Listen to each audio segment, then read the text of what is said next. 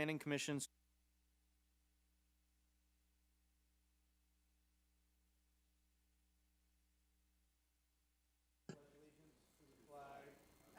States of America.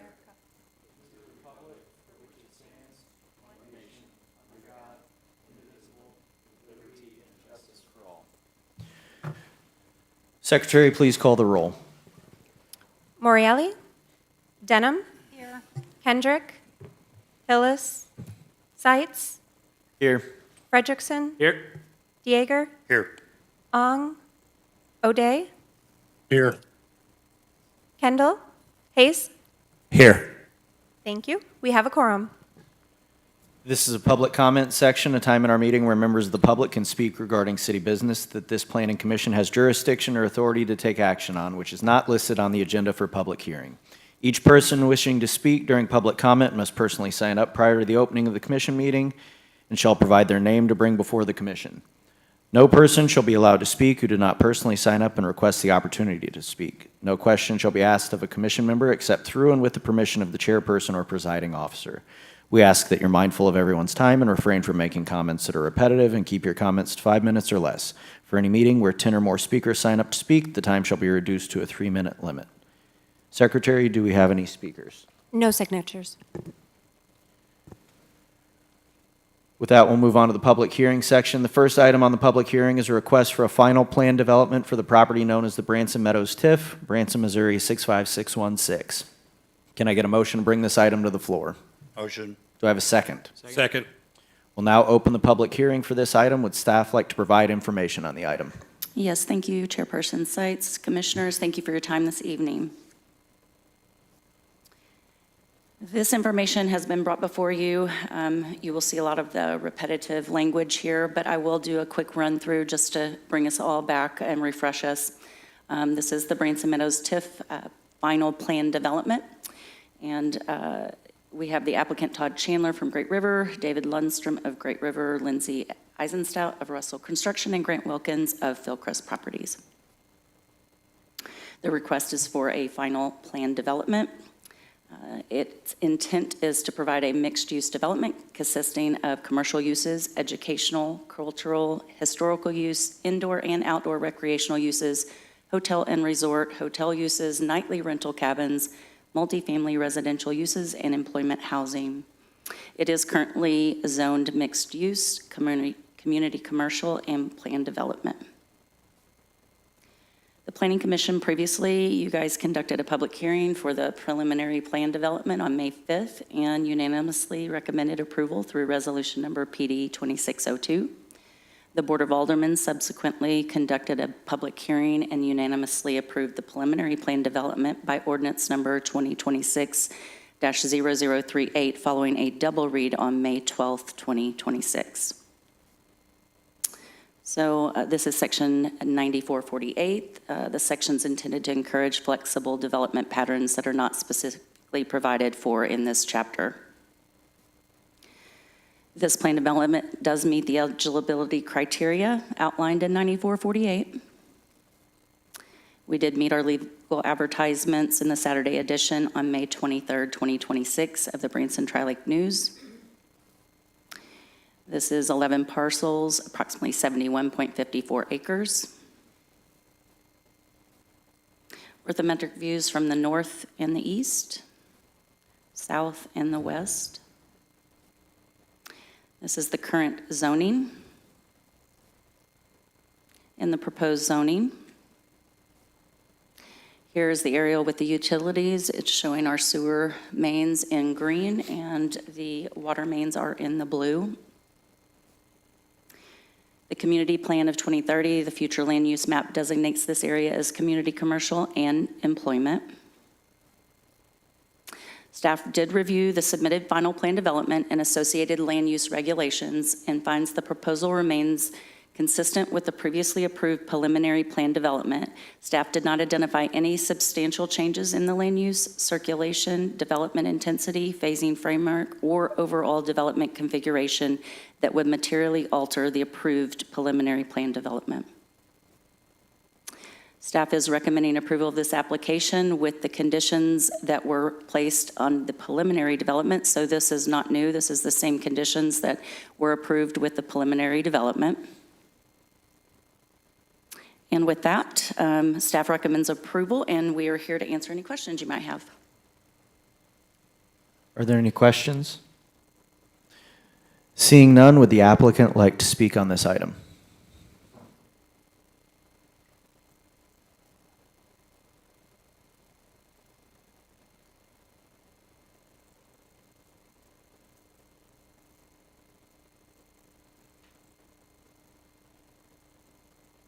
Is that better? Yeah, there we go. I'm Todd Chandler with Great River Engineering, 186 South Payne Stewart Drive, Branson, Missouri, 65616. Just wanted to tell you guys thank you for everything you guys have helped us on this project. We're excited to get this thing rolling on the construction side.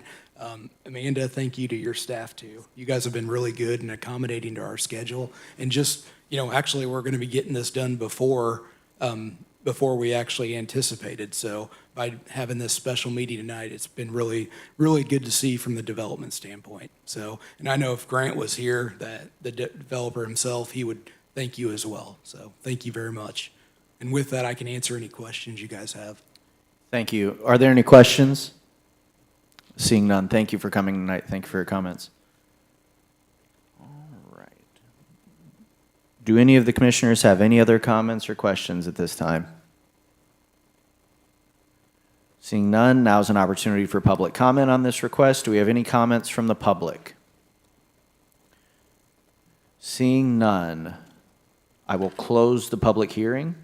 Commissioners, please consider if this item has met all necessary criteria stated in Chapter 94 of the Branson Municipal Code. I will now entertain a motion to approve or deny the request for a final plan development for the property known as the Branson Meadows TIF, Branson, Missouri, 65616. Move to Motion. approve. Second. We have a motion and a second. Secretary, call the roll. Denham, Yes. Seitz, Yes. Frederickson, Yes. Dieger, Yes. O'Day, Yes. Hayes. Yes. Result of the vote, 6 votes yea, 0 nay. Motion carried. We'll now move to the report section of the meeting. Staff, do you have any reports for the commission? We do. Tonight, we have Mark Lucy with us, who would like to give an update to the commission about our comp plan.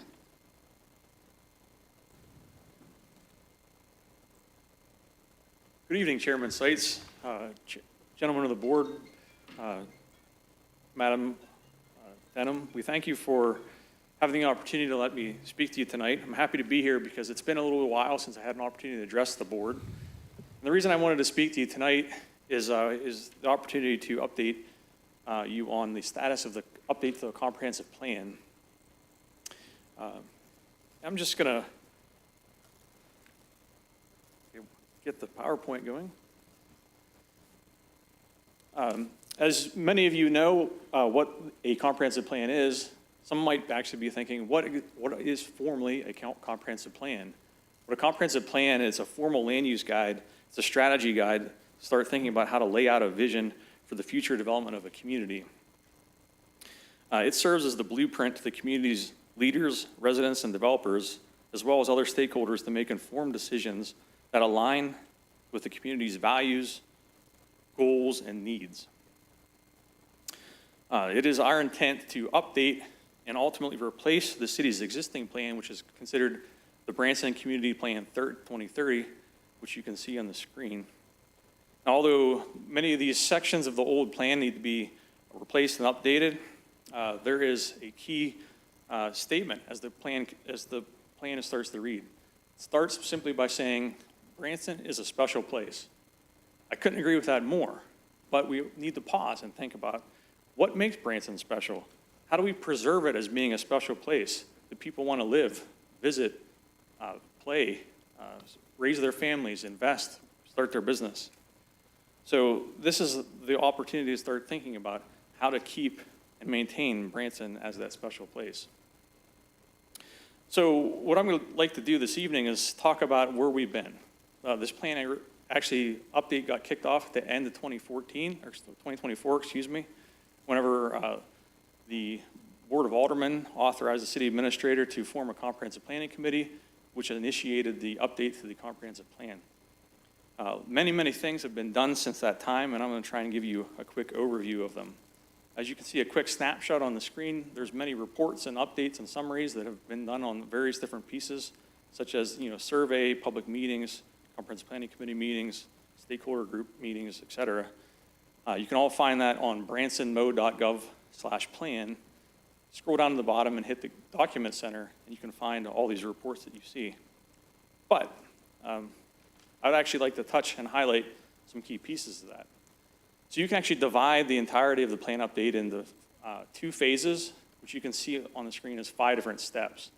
We're already through step 1 and 2, which we started doing data collection and analysis, and also did a considerable amount of public gathering, survey information and gathering. So we truly can get an essence of what is important to the community so we can build that vision for moving forward. And then we split off, and then we start moving into phase 2, which will then ultimately develop the action plan that we can ultimately adopt and then start our implementation efforts. But there's lots of data we can look at, and we looked at lots of it. But most simply, we started off with looking at data, population data, for example. And it shouldn't be surprising, Branson has grown over the decades, and it actually has started to grow even more significantly in the more recent past. And we can even start to project what we think the population is going to be over the next several decades. But with that said, it's important to figure out, where do we put people? Where do people live? Start looking at housing statistics. And as the population grows, we've found that our housing growth has not kept up pace with our population growth. In fact, the majority of the largest section of our housing was built in the 80s and 90s and has trailed off significantly most recently, which means that our vacancy rate is continuing to drop as more and more people are struggling to compete over the existing housing that we have. In fact, if you compare our housing statistics to not only the county, but the state as a whole, our owner-occupied rate is much lower, and our rental rate is much higher than the surrounding region and state.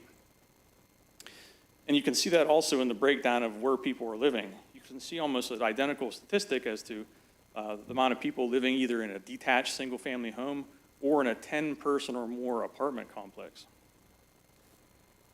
But we also want to think through, okay, where is that housing being developed and where is the construction occurring in general? We had an opportunity to start mapping some of that data so we can make more sense of it. For example, our GIS manager, Curtis Copeland, helped us to map out by color the date ranges in which our structures in the city have been constructed. Then we also overlaid that against the annexations that occurred throughout the city. So you can start to visualize how and by what rate our city has developed. And while looking at that data, something really stuck out to us. We found that almost half, or about 47% of all the properties owned in the city have their tax bill from the county mailed to a zip code outside of the Branson zip code.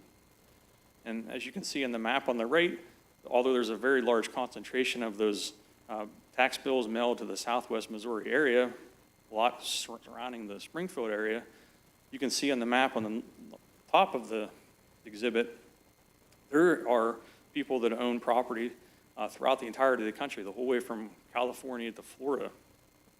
Sorry, Mark, did you say half? Was that 47%. Yes, sir. So what does that mean for us? People that are owning property that don't live here is ultimately what we make sense of that. So how does that impact our decisions? How does that impact our planning? And we need to take that in mind. So we start to think through, how does that impact development going forward, and how are ways in which we can start to think through development into the future? So we did what we called a suitability analysis, which allowed us to take different factors that either promote or inhibit development. So we took all the things that might restrict development and developed this negative suitability map, which you can see in the center. And then you would have all the things that would promote infrastructure development, city services, et cetera, that promotes development to occur on the positive suitability map on the left-hand side and combined all that data in the one combined suitability score, which you can see on the right-hand side as to what areas of the city is the most suitable for development. Not surprisingly, you can actually visualize just in those simple metrics where the topography is, where our infrastructure is being developed, and how that corresponds to development. And then this is just one tool in which we can use to start thinking through how to develop a future land use map, as you heard Amanda speaking about earlier. We also polled the public with a public survey, and we found all kinds of interesting statistics with people's opinion. For example, we asked people where they thought would be the most beneficial to growing. Not surprisingly, you would see both. The number one would be the east side of the West 76 corridor, the east side of the 76 Country Boulevard corridor, as well as the west side of the Country Boulevard corridor. And then digging even deeper, we asked people, what kind of services would you like to see in those matching corresponding areas? And we saw things like, not surprisingly, we would like to see more entertainment construction, more entertainment centers built in the 76 corridor area. And we would see things such as more restaurant development in the areas along the lake or along Highway 65. And we would see things like additional grocery stores in the southern part of the city, for example, Skyview, Point Royale, along the Highway 165 corridor. So then we can start to think through what kind of development makes sense for moving forward. We also had asked the different individuals that responded to the survey, over the next 10 years, how would you prefer development in general to occur in the city? And it's overwhelmingly, 60% of people responded they'd like to see the city grow inwardly, comparing that to growing outwardly or upward. So that would correspond to needing more infill development, for example. And then, as I mentioned earlier, it's important to take note of our values. We asked the people that were surveyed, if you were to make sure one thing stayed the same in Branson over the next 10 years, what would that be? And we aggregated that data, and not surprisingly, family values came up. Faith and patriotism, all things we hear at this dais and elsewhere throughout the city. And those are all things that we need to keep in mind as we start to develop the plan going forward and how you include those in your land use decisions and your long-term visioning. We also pulled various different stakeholder groups and pulled them together and asked a variety of different questions. And we came to a summary on different things. We pulled stakeholders in parks, open space, and recreation, infrastructure and environment, transportation, economic development, housing, tourism, and land use. And we found a variety of different things. We found that Branson needs more year-round recreational options, growth in outdoor recreation, investment in essential infrastructure, more affordable housing, multiple modes of transportation, an emphasis on shoulder seasons, and a call for infill development. We also did additional things like a SWOT analysis, kitchen table conversations, and a public open house to gain more public input. And we found a whole variety of additional things. For example, we found that the community strongly values Branson's identity, heritage, and family-oriented culture. We also recognize the need for strategic improvements to promote and support long-term stability and the quality of life. Residents also wanted to see meaningful progress in housing affordability, infrastructure and beautification, transportation systems, recreation, economic diversification, and a balanced and thoughtful development and with preservation of the city's natural resources and cultural assets. As we try to compile and think about all the things that makes Branson what it is today, makes Branson that special place, we can start to think through what does Branson look like tomorrow? So that starts moving into phase 2. So going forward from today, we actually just had our phase 2 kickoff meeting last week, where we have an opportunity to work with a multi-award winning consultant called Half Associates, where they'll be able to help the city with major theme development. Ultimately, dividing all the information we found in phase one, start thinking how that builds out different scenarios with different input measures. We can also start to develop the most important piece of the plan, which is the action plan, and how that can be a truly implementable plan. And we can rely on the consultants' expertise in all various different areas of the country where they have developed an implementation-focused plan. So this is where the Planning Commission is going to be instrumental in the process going forward. Ultimately, not only are we going to present a draft plan for you to review, ultimately, we're going to ask you to adopt the plan once it comes. So we're going to continue to work with our consultant, our comprehensive planning committee, as well as this commission to finalize the plan, where there will be public input opportunities throughout the entirety of the process. So I know that was a lot, and I just skimmed the surface, but I'd be happy to answer any questions, and I really appreciate your attention to this evening. Thank you for the presentation. Do any commissioners have any questions? I have a question. Thank you, Mark, for the presentation. You really did a great overview. For the action plan consultants, what is the name of the organization? Half Associates, H-A-L-F-F. Yes, ma'am. I had a couple of questions real quick. Was this survey that was in the community, was that offered to all community members? It was actually mailed to everybody that had a postal address in the city. So Okay. that would not only include our residents, but also our business owners. How many responses did we get? There were, I believe, 810. Okay. And so looking through, because I looked through some of that survey when you were speaking, at some of the responses that received overwhelming majorities as far as things that people wanted to see in the city. Have there been feasibility studies done on all of those? Have we, kicked the tires on everything? Specifically looking at potentially the indoor pool facility. It seemed like that and connective trails and things like that were overwhelmingly kind of what some of the respondents wanted to see. Has there been any look at that? So I think it really honestly depends on what the item is. Like the pool, for example, I know there was some separate suitability done for that particular project, but when it comes to comprehensive planning, it really just kind of gives the master vision as to what the community is ultimately going to want. So, for example, an action step that could come out of the plan would be to complete a feasibility study on the ability for the community to, for example, finance or to pay for an indoor pool facility, or to understand what percentage of the people would actually use it, or what would the fees be to use it, et cetera, et cetera. So those are all kinds of things that an action plan could identify.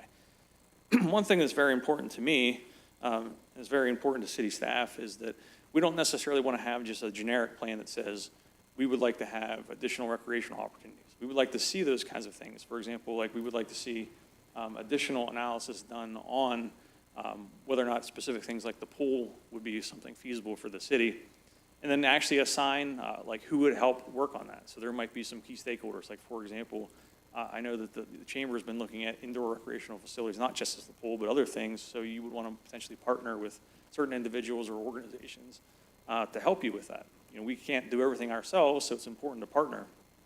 And then you can assign timelines. You can assign measurable objectives. Say we want to have this solved by June of 2027, for example. That way, then you can have clear, measurable goals, and then that way you can identify if you're hitting the goals that you make. It shouldn't be a surprise to you when you look at the old plan. There were well over 100 action steps in the old plan, and they were all fairly generic. For example, we would like to see clean drinking water for the city. Is that, for example, an action step that makes sense? I mean, that's a given, is it not?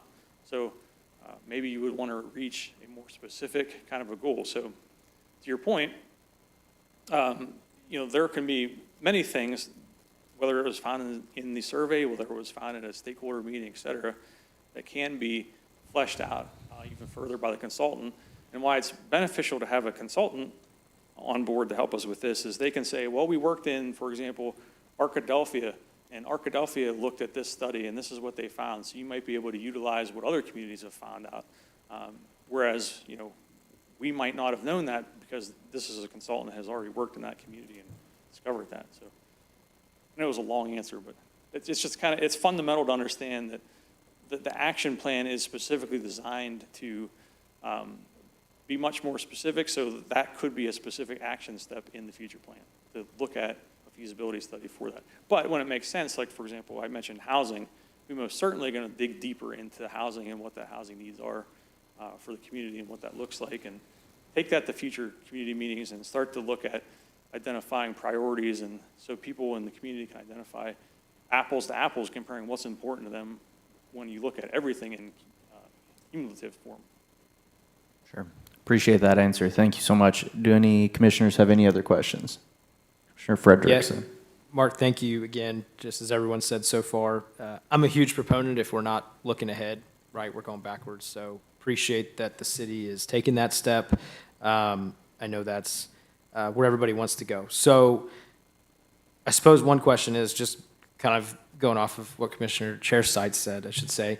How did the, if you can, and if you can't answer this, that's fine, but how did the committee take the response rate? I know there was a ton of effort in all the circles I'm a part of. You were there trying to get people to fill it out. You had a lot of support, and it felt like there should have been, I mean, I don't know. I'm asking, I guess, what was the committee's, how do you rank the response rate? That'd be my first question. Well, to be honest with you, I mean, in general, the response rate wasn't awful. It's just we wanted our standard was very high. We wanted to get a really good response rate. So it's fair to say that the response rate could have been better. There's no doubt about that. But I think what we realized whenever we found out that we're only going to get what we get, it enforces why we need to have additional stakeholder meetings. It enforces why we need to have that public open house. We didn't design to have the original public open house.